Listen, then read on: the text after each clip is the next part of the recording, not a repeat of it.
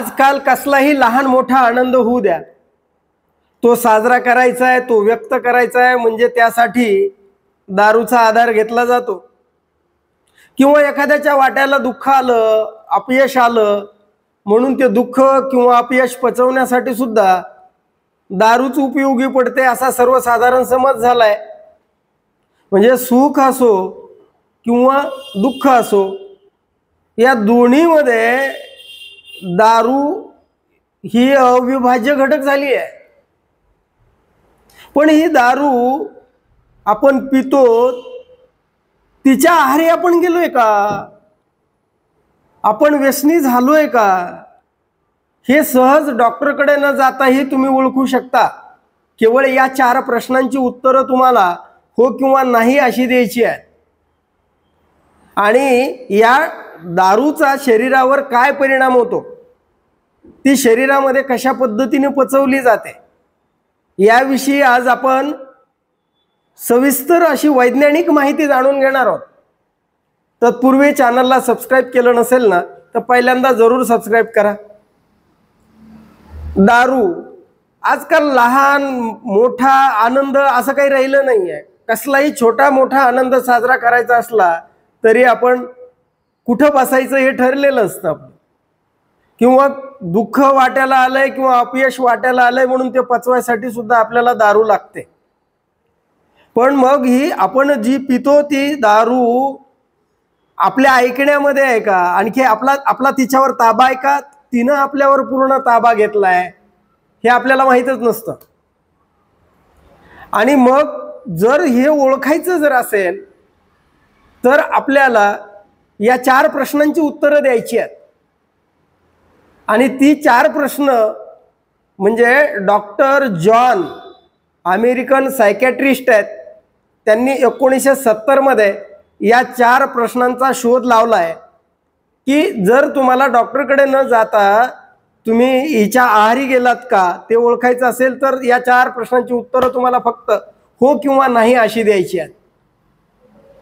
त्यातला पहिला प्रश्न आहे सी, म्हणजे CAGE, केज म्हणजे पिंजरा, दारूचा पिंजरा. म्हणजे सी म्हणजे कट.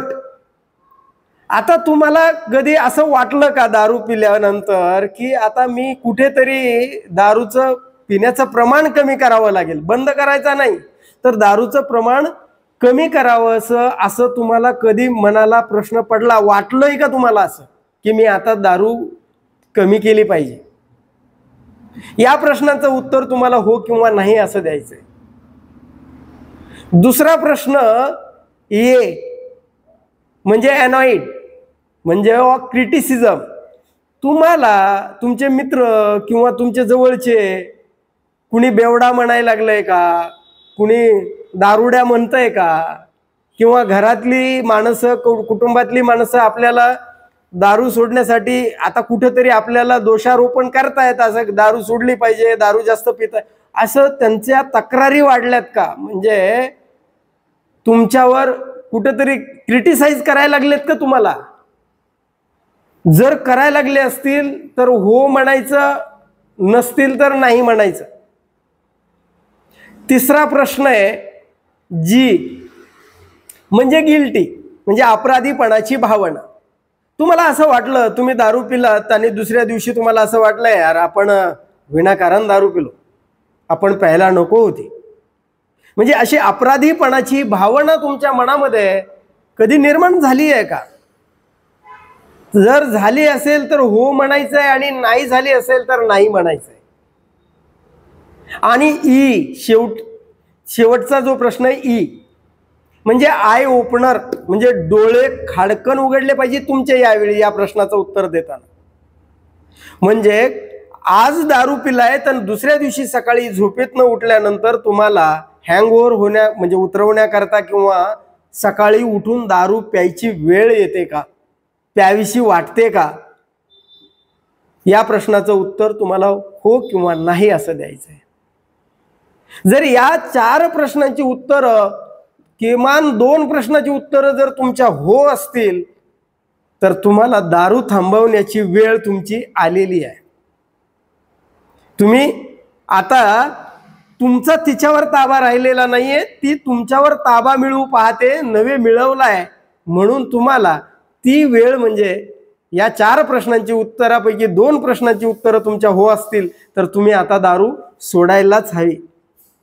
बरं, ही दारू शरीरावर नेमका काय परिणाम करते, ती कशी पचवली जाते, पचते कशी शरीरामध्ये? आता दारू म्हणजे इथेनॉल आहे.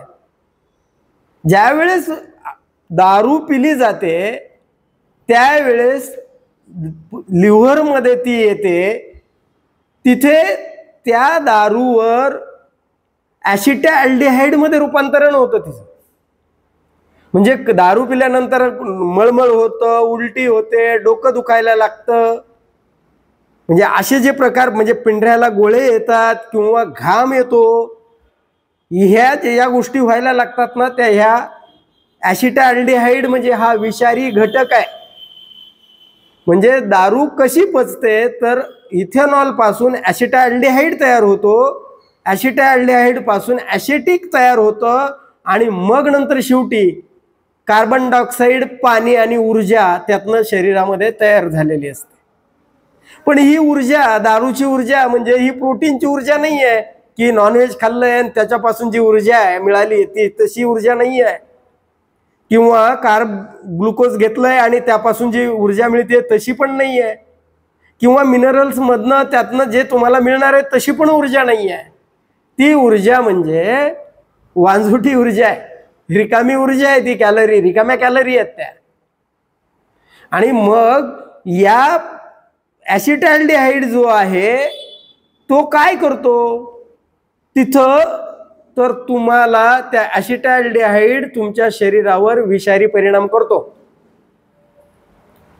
आणि पहिला परिणाम जर काय होत असेल या दारू पिण्याचा, तर पहिला परिणाम होतो की लिव्हरच्या ज्या हेपॅटोसाइट ज्या सेल आहेत लिव्हरच्या, त्या फॅट तोडण्याचं काम करण्याच्या ऐवजी फॅट सिंथेसिस व्हायला लागतं. म्हणजे चरबी, त्या लिव्हरच्या भोवती चरबी गोळा व्हायला लागते. ही पहिली स्टेज आहे. तुम्ही अनेक वर्ष दारू पित असाल तर तुमच्या शरीरामध्ये त्या लिव्हरच्या भोवती फॅट जमा झालेलं असतं. पण फॅटी लिव्हरचा जर तुमचं लक्षणं काय असतील तर ती लक्षणं दिसत नाहीत. तुम्ही अचानक एखाद्या आजारासाठी म्हणून सोनोग्राफी करायला गेलात आणि तिथं निदान झालंय फॅटी लिव्हर, म्हणजे फॅटी लिव्हरची लक्षणं तुम्हाला झालीच तर फक्त जडपणा वाटेल उजव्या बाजूला, किंवा अपचन होईल, किंवा तुम्हाला जडपणा वाटेल, अशा पद्धतीचं जाणवू शकतं, मळमळ होऊ शकेल. पण हे फॅटी लिव्हरची लक्षणं जास्त प्रमाणामध्ये दिसत नाही आहेत शरीरावरती. पण 3 आठवडे जर तुम्ही दारू सोडली, बघा 3 आठवडे जर तुम्ही दारू सोडली तर हे जे फॅटी लिव्हर आहे, जे काही चरबी जमा झाली आहे, 5% जास्त चरबी जर त्या लिव्हरच्या भोवती जमा झाली की त्याला फॅटी लिव्हर म्हणायला लागतात. 3 आठवडे जर दारू सोडली तर तुम्ही रिव्हर्सिबल पुन्हा मागे जाता, अगदी न दारू पिल्यासारखं लिव्हर होऊ शकतं. भलेही तुम्ही अनेक वर्ष दारू पिली असेल आणि त्यातून जर तुमचं फॅटी लिव्हर झालं असेल तर 3 आठवडे दारू सोडून बघा, ते तुमचं ते फॅटी लिव्हर कमी होतं. पण जर यानंतरही तुम्ही जर दारू जर प्रमाण तिचं म्हणजे हुच्या नुसार, WHO नुसार किंवा वैज्ञानिक दृष्टिकोनानुसार जो व्यक्ती 4 ड्रिंकच्या वर दारू घ्यायला लागतो त्याला हेपॅटायटिसचा संकेत येतो. 4 ड्रिंक म्हणजे किती, तर किमान 180 ml. त्याच्या पुढे जायला गेलेला माणूस आहे ना, त्याला हेपॅटायटिस व्हायला लागतो. म्हणजे याला अल्कोहोलिक हेपॅटायटिस म्हणतो आपण. म्हणजे हेपॅटायटिस होतो म्हणजे लिव्हरला सूज यायला लागते. आतापर्यंत जी चरबी गोळा झाली आहे त्याच्या पुढची स्टेज आहे, म्हणजे लिव्हरच्या पेशींना सूज येणे.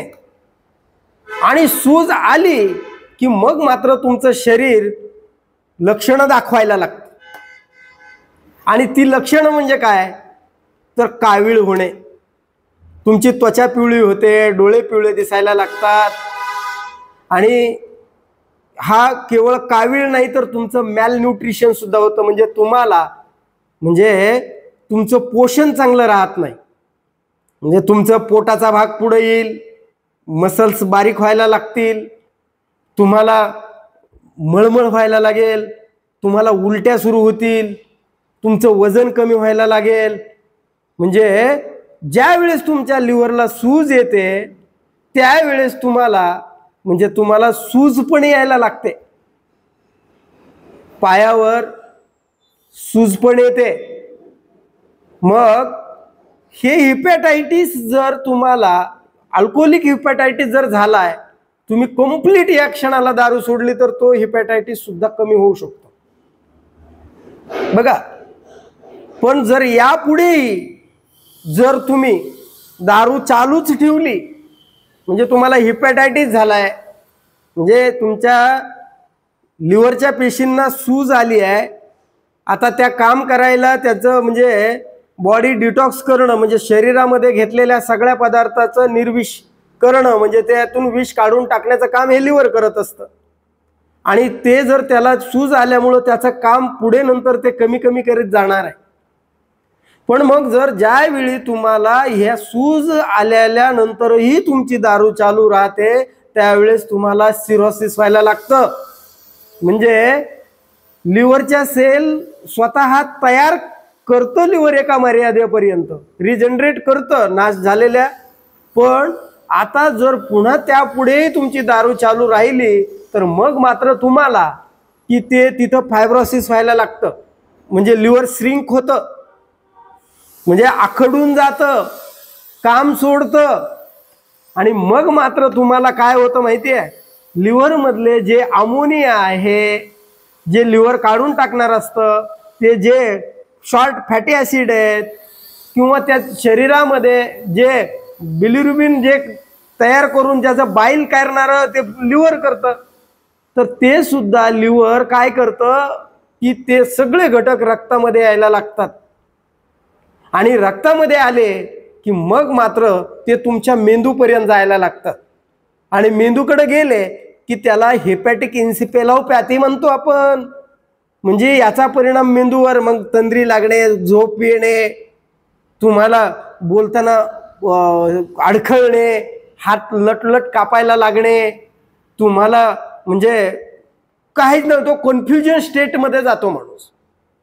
पण फर्दर जर असंच पुढे राहिलं तर हा कोमामध्ये सुद्धा जायला लागतो.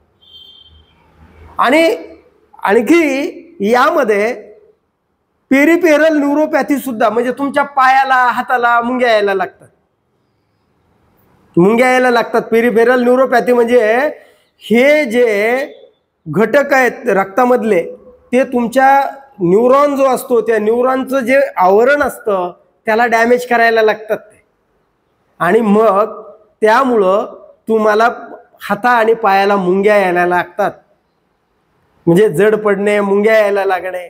आणि सर्वात शेवटी मग जर तुम्ही आवरलाच नाही, तिथून पुढे सिरोसिस झालं म्हणजे फायब्रोसिस झालं, तिथून पुढे तुम्ही फक्त वाट पाहू शकता.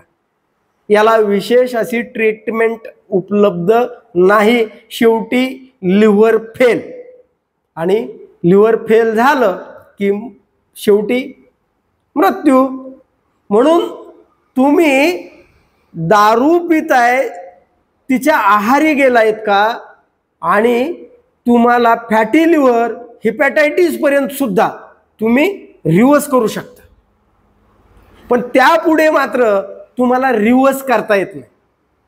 म्हणून घरच्या घरी जर तुम्ही दारूच्या आहारी गेलायत का हे ओळखण्यासाठी या CAGE 4 प्रश्नांची उत्तरं देऊन पहा, घरच्या घरी ओळखा, आणि मग मात्र तुमचं प्रमाण जे आहे ते कमी करा, नव्हे बंद करा. फॅटी लिव्हरच्या पुढे गेलात तर तुमचं प्रमाण हे बंदच झाली पाहिजे. पण जर किती मात्रेपर्यंत सांगितलं गेलंय तर एका आठवड्यामध्ये 7 ड्रिंक महिलांमध्ये आणि 10 ड्रिंक पुरुषांमध्ये. म्हणजे एक ड्रिंक म्हणजे किती, तर एक ड्रिंक म्हणजे किमान 14 ग्राम अल्कोहोल. पण 14 ग्राम अल्कोहोल म्हणजे जर बियर असेल तर 355, किंवा तुमचं ते वाईन असेल तर 150 ml, किंवा ते तुमचं विस्की रम असेल तर ते 45 मिली, याला एक ड्रिंक म्हणतो. पण हे ड्रिंक जर अतिरिक्त प्रमाणामध्ये फॅटी लिव्हरच्या पुढे गेलं तर सगळी दारू बंद करायलाच शिका. आणि नसेल होत तर समुपदेशन म्हणजे डॉक्टरचा वैद्यकीय सल्ला घ्या. हा व्हिडिओ तुम्हाला खरोखर कसा वाटला, आवडला असेल तर लाईक आणि शेअर करायला विसरू नका. धन्यवाद.